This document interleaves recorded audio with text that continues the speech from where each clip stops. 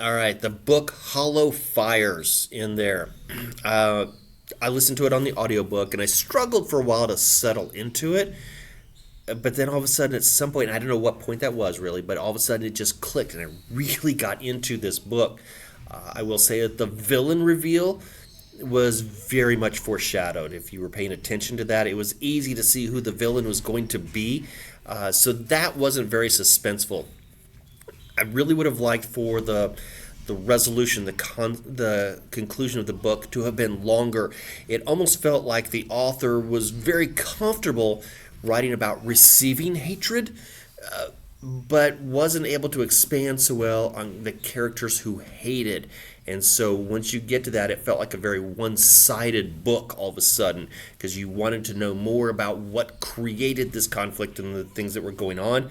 And you never really truly get a great answer. You get a generic answer, a common answer for things for that. I did recommend this to our journalism teacher, though, because of how some things were handled within that. I thought that was pretty cool. I also thought it was unique that this was a combination of historical events and fiction.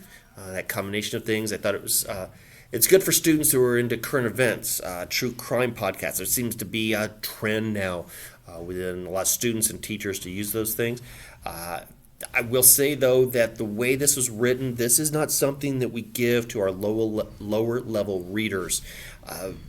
Those that are trying to get into reading. This is not something that I think that they can truly handle yet. They need to develop some maturity, some depth to themselves to be able to handle this book. This is also not for those students who read to escape current events, life, things like that, that they want to have their escape through books. This is not that book. But it is a book that needs to be read.